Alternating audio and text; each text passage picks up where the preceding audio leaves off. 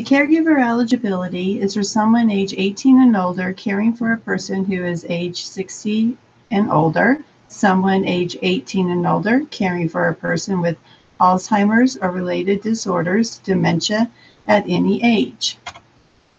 Older relative caregiver eligibility is a relative, not a parent, who is age 55 and older and is caring for a minor child or children age 17 and younger. A relative, including parents, who is age 55 and older and is caring for an adult age 18 to 59 with a disability. The National Family Caregiver Support Program has 5 services. The first one is information, is public education, brochures, posters, general information relative to the program and to resources to support caregivers and their families. Assistance is one-to-one contact. This service may include assistance to the caregiver in locating and arranging for services from a variety of agencies. Also addressed is the assessment of the needs of the caregiver and care coordination. The care coordination helps develop service plans, assessments, reassessments, and sees what the needs are for the caregiver. Counseling, support groups, and trainings. Training is implemented to provide advice, guidance, and education, and etc. to caregivers in individual or group settings. Support groups for caregivers to share their caregiving experiences and to talk about their experiences. Counseling may only be done by a licensed counselor to be billed to the program. Respite, child care, in-home services, adult daycare, or if need be, an overnight stay in a residential setting, which might be a nursing home or assisted living. This service is defined as intermittent and is intended to be limited. Please make sure you have enough funding to pay for this respite. Supplemental services include adaptive equipment, handrails, ramps, lighting, loan closet items, or meals and transportation for the caregiver. Also included can be car repairs, smoke detectors, homemaker and chore services, personal care, or other services approved by the division. The limit is $400 per year per client for home modifications and durable medical equipment. Can be increased with division approval.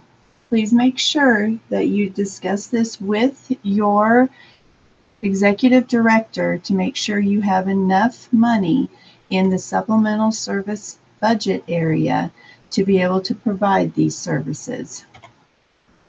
The Aging Needs Evaluation Summary Form, the AGNES, needs to be done for the care receivers, the loved ones, annually and quarterly, whose caregiver has asked for respite and supplemental services. You do not have to do an AGNES on the caregiver. Service plans needs to be done for all caregivers, noting services needed. This plan needs to be signed by the caregiver, who is the client, and the Access Care Coordinator. A nursing assessment is required if the ACC determines via the AGNES a need for personal care.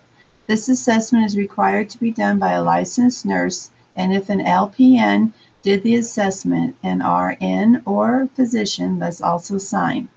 Access Care Coordinators who are not licensed nurses are not qualified to do this assessment.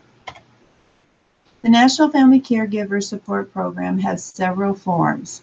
It has the Caregiver Service Plan, which is done quarterly and annually or change of status. Caregiver Services Evaluation is done annually or change of status.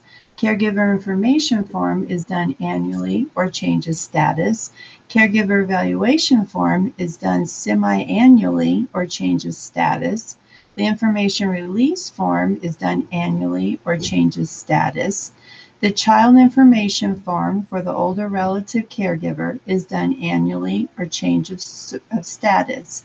The Caregiver Task Sheet documents what services were provided. Additional documentation of the approval form for specialized services or for services over a specific amount, and then informing them about the voluntary contribution. Everyone should be informed about the voluntary contribution, which enhances the caregiver program. Where do I find my required local match? On your contract and on your grant application cover sheet. Local match funds are to be spent in correct proportion to federal funds expended. Must meet your match requirement by the end of the grant period. How do I figure the local match required for the National Family Caregiver Support Program? If you receive a grant for $100,000, you divide that by 75, which is $133,333. You take 133,333 times 0.25, and your match would be $33,333.